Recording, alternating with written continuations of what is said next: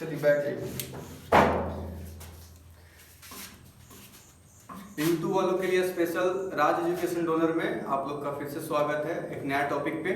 आज हम लोग जानेंगे क्या भारतीय संविधान की प्रस्तावना के बारे में। बाकी ऑफलाइन वाला ध्यान देना, ठीक है। तो देखिए सबसे पहले हम चलते हैं प्रस्तावना पे कि प्रस्तावना है क्या। आखिर प्रस्तावना सब पूछता है कि आखिर प्रस्तावना है क्या सर। तो प्रस्तावना देखिए यही है, प्रस्तावना का मतलब होता है प्रस्ताव, ठीक है। प्रस्ताव जिसको ऑफर बोलते हैं, ठीक है। लेकिन यहाँ पे क्या है, प्रस्ताव मतलब किसी चीज के बारे में बताना पहले ही, ठीक है। प्रस्ताव रखा कि हमारा संविधान जब बन रहा था तो उस समय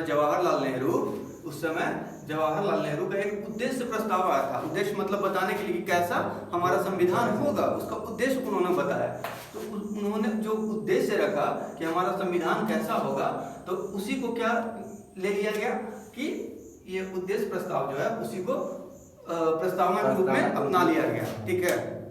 तो समझ गए कि प्रस्तावना क्या एक तरह का प्रस्ताव था कि हमारा संविधान कैसा होगा, ठीक है। जैसे बुक भी आप पढ़िएगा ना, कोई बुक पढ़िएगा, जैसे कोई भी बुक उठाइएगा तो जैसे मान लीजिए डब्बा है, कोई बुक है, बुक खोलिएगा तो पहला पेज पे ही आपको ऊपर में लिखा हुआ रह जाएगा प्रस्तावना।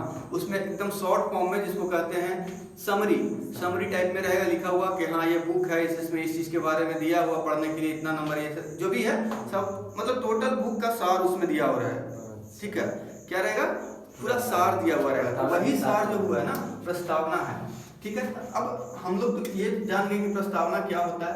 अब इसके बारे में जो एग्जाम के पॉइंट ऑफ व्यू से क्वेश्चन पूछता है, कैसा कैसा क्वेश्चन पूछता है। तो ये जैसे ही प्रस्तावना आया तो उस समय संविधान सभा में बहुत सारे लोग थे, नामी लोग थे, महापुरुष थे। तो वो कहे कि इसका संज्ञा क्या क्या संज्ञा दी है, उस पर देखते हैं। सबसे पहले यही पूछता है। और सोचने वाली बात है कि प्रस्तावना संविधान का सबसे पहले पृष्ठ पे है, लेकिन फिर भी संविधान का हिस्सा नहीं है। और ये पूछता है क्वेश्चन कभी कभी डायरेक्ट, इनमें से कौन है जो संविधान का हिस्सा नहीं है।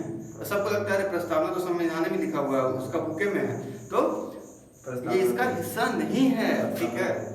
ये ध्यान रखिएगा। देखिए यहाँ पे संविधान का प्रथम पृष्ठ पे होते हुए भी इसका अंग नहीं माना जाता है, ठीक है।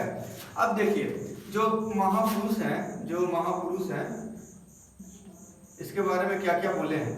अम्बेडकर, कौन, अम्बेडकर जी बोले कि एक तरह की ये घोषणात्मक, वर्णनात्मक और व्याख्यात्मक है।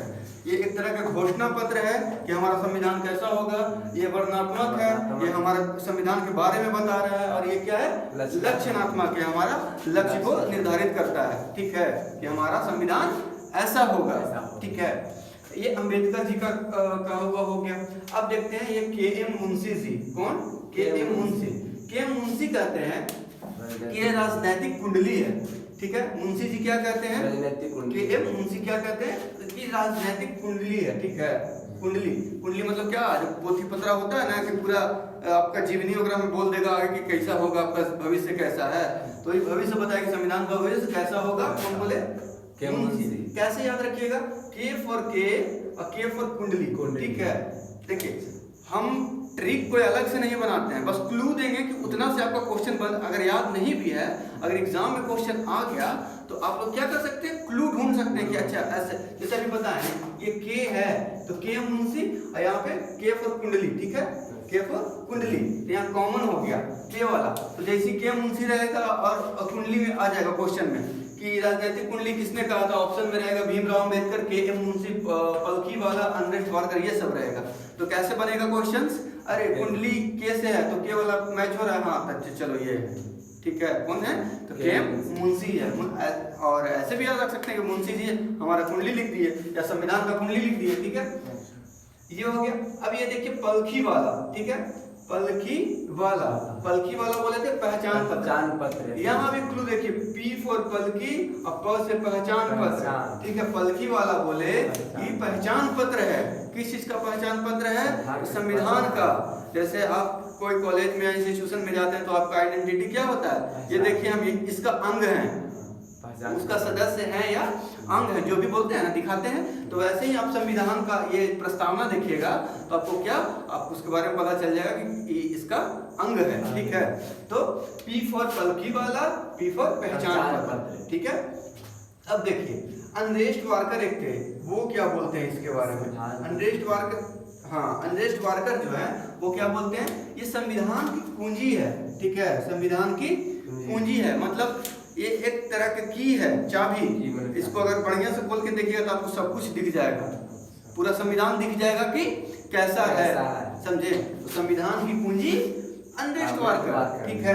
कैसे याद रखेंगे, तो भाई कुंजी, कुंजी क्या है, कुंजी मतलब चाबी होता है, ठीक है, ठीक है।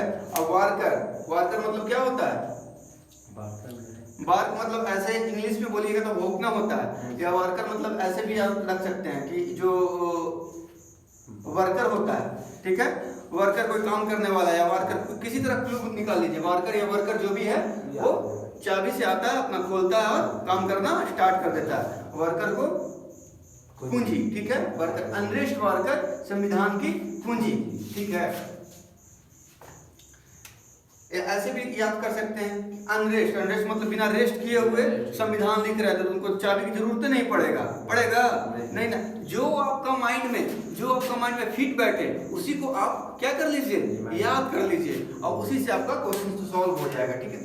अब देखते हैं ठाकुर दास भार्गव के बारे में, ये क्या बोले थे, ठाकुर दास भार्गव जो है वो बोले थे ये संविधान का क्या है, आत्मा है, ये मतलब शरीर में जैसे आत्मा सबसे इंपॉर्टेंस होता है, उसके बिना संविधान कुछ भी नहीं है, तो ऐसा ही ये क्या है, संविधान का आत्मा है, क्यों, प्रस्तावना, ठीक है। कौन बोले थे, ठाकुर दास भार्गव, भार्गव इसको कैसे याद रखेंगे, भार्गव मतलब भगवान, भगवान किससे जुड़े हुए होते हैं, आत्मा से, वो शरीर से नहीं मिलते हैं, भगवान किस चीज से मिलते हैं, आत्मा से मिलते हैं भगवान, तो भार्गव मतलब आत्मा, ठीक है, भार्गव मतलब आत्मा, भगवान हो गया, होता है ना, भार्गव मतलब भगवान, भगवान से आत्मा, ठीक है। ये तो हो गया आपका क्लियर। अब देखिए अब कुछ चीजें हैं, जब प्रस्तावना आया स्टार्टिंग में तो वो क्या था, लिखा हुआ जवाहरलाल नेहरू के द्वारा आया था, हम बता चुके हैं, वो संविधान सभा का तीसरा बैठक में उसका उद्देश्य आया था, उसी से लिया गया था। जब वो आया था तो उसमें कुछ चीजें जैसे बाद में ऐड किया गया, संशोधित किया गया, संशोधित मतलब सुधारा गया, सुधारा मतलब जोड़ा गया, ठीक है। तो संशोधन से पहले कुछ चीजें नहीं थी, लेकिन बाद में जब 42वां संविधान संशोधन होता है, 42 कॉन्स्टिट्यूशन अमेंडमेंट 1976, ठीक है, 1976 में कहता है, 42वां संविधान संशोधन होता है 1976 में, तो उसमें कुछ चीज बोला जाता है और इंक्लूड किया जाता है, जोड़ा जाता है। क्या जोड़ा जाता है, तो इसका हम ट्रिक मतलब एक ऐसे ही बना दिए हैं, क्या, सराप, सराप, ठीक है, ठीक है, सराप, सराप मतलब समाजवादी जोड़ा जाता है, और राम मतलब राष्ट्र की अखंडता जोड़ा जाता है, और पप मतलब पंथ निरपेक्ष जोड़ा जाता है, ठीक है। समाजवाद मतलब तो जान ही रहे हैं क्या है, सोशलिस्ट, ठीक है। राष्ट्र की अखंडता मतलब राष्ट्र अनडिवाइडेड होगा, कोई अखंड नहीं होगा, ठीक है, खंडित नहीं किया जा सकता राष्ट्र को, राष्ट्र की अखंडता, और पंथ निरपेक्ष मतलब किसी पंथ में विश्वास करने वाला को मतलब हम दो नजर से नहीं देखेंगे, सबको, मेरे नजर में सब पंथ के लोग एक ही हैं, समझे, समझे। अब देखिए ये तो शराब जोड़ा गया।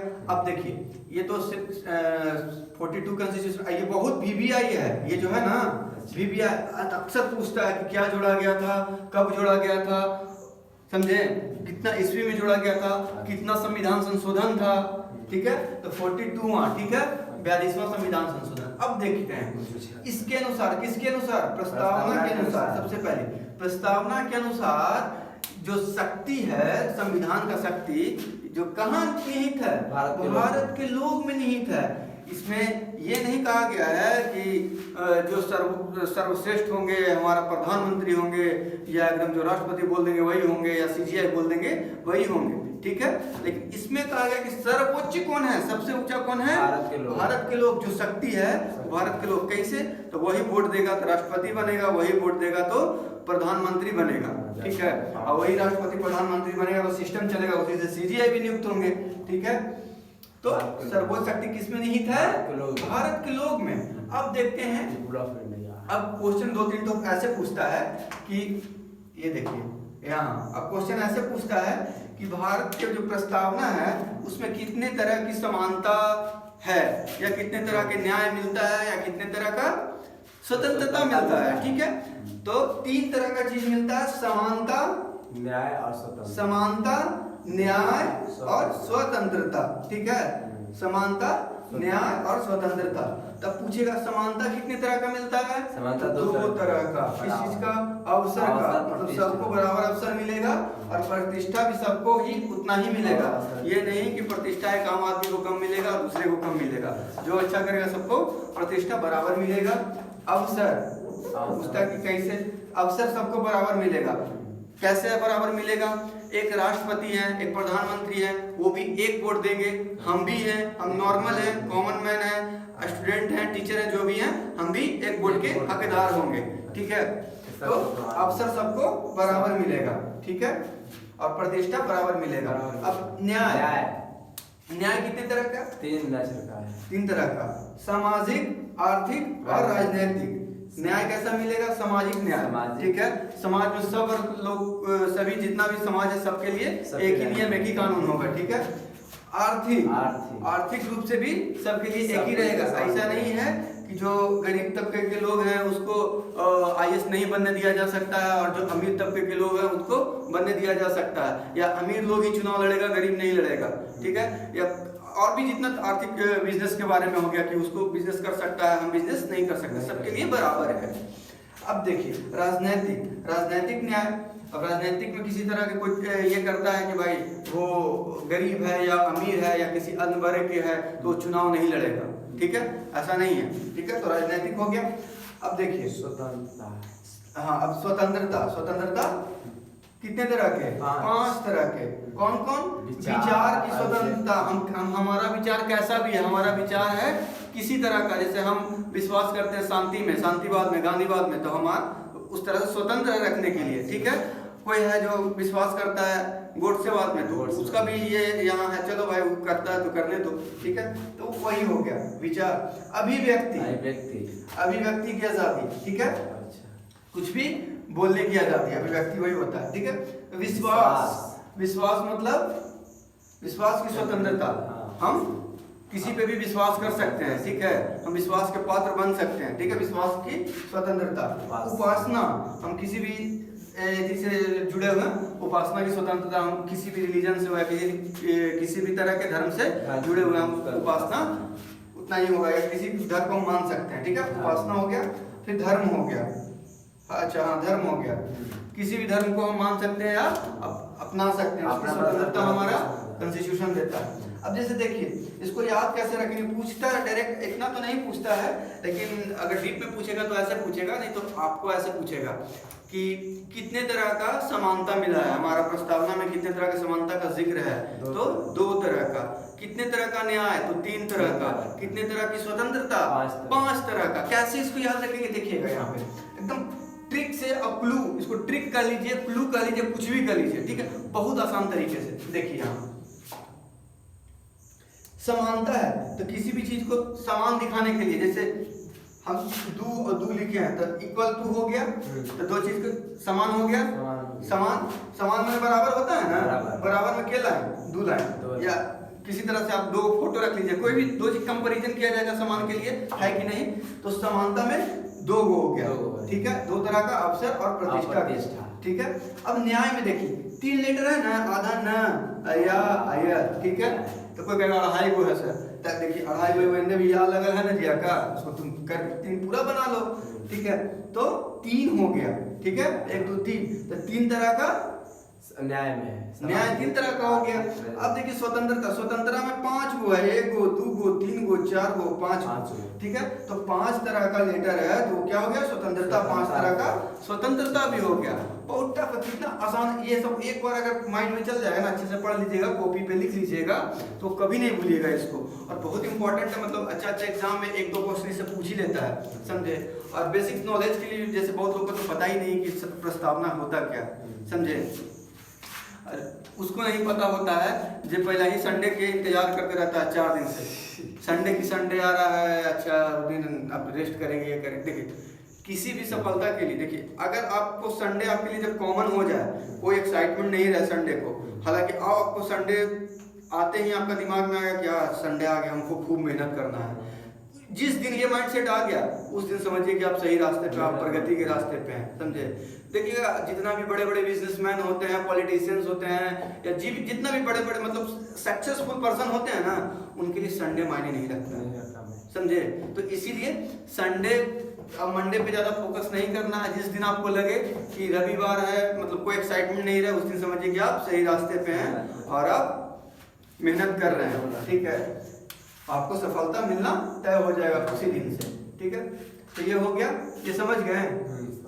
इसमें और किसी तरह का प्रॉब्लम ऐसा कुछ जो समझ में ना आए?